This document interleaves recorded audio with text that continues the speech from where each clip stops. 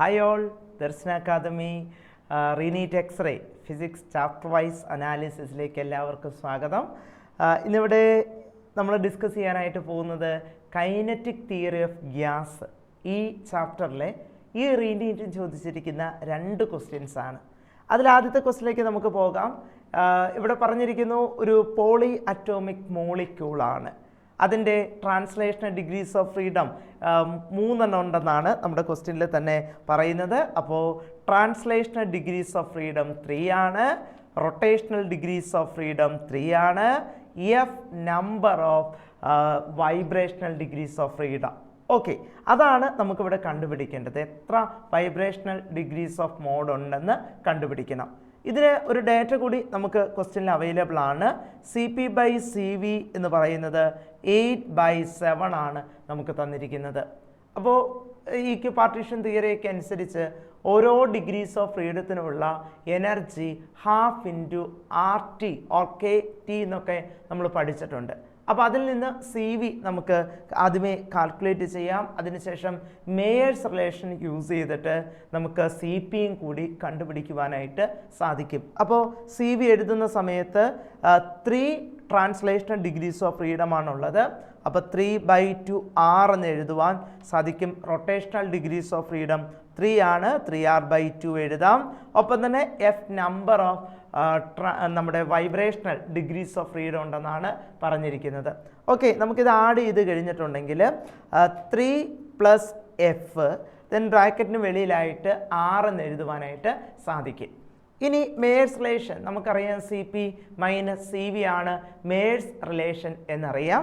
അപ്പോൾ CP calculate ചെയ്യുവാനായിട്ട് CV + R എന്ന് എഴുതിയാൽ മതി.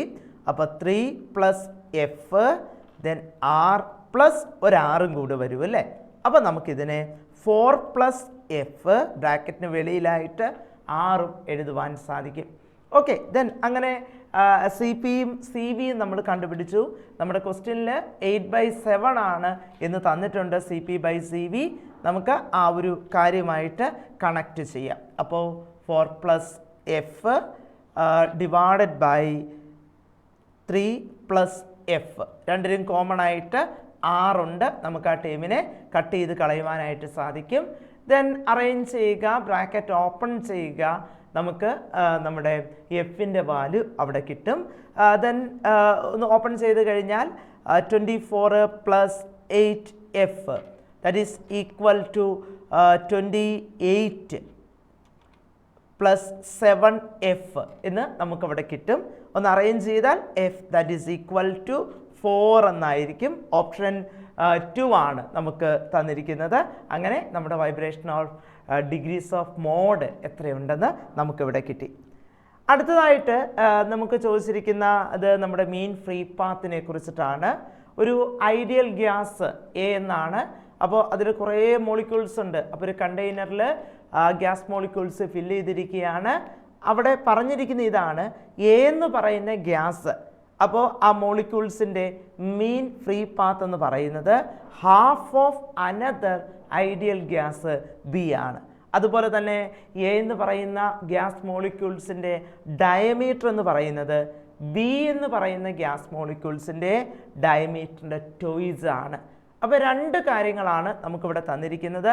ഡേറ്റയൊക്കെ നമുക്ക് പിക്ക് ചെയ്യുവാനായിട്ട് സാധിക്കും.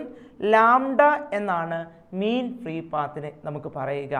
അപ്പോൾ A എന്ന് പറയുന്ന ഗ്യാസ് മോളിക്യൂൾസിൻ്റെ മീൻ ഫ്രീ പാത്ത് ലാംഡ എന്ന് പറയുന്നത് B എന്ന് പറയുന്ന ഗ്യാസ് മോളിക്യൂൾസിൻ്റെ മീൻ ഫ്രീ പാത്തിൻ്റെ ½ ആയിരിക്കും.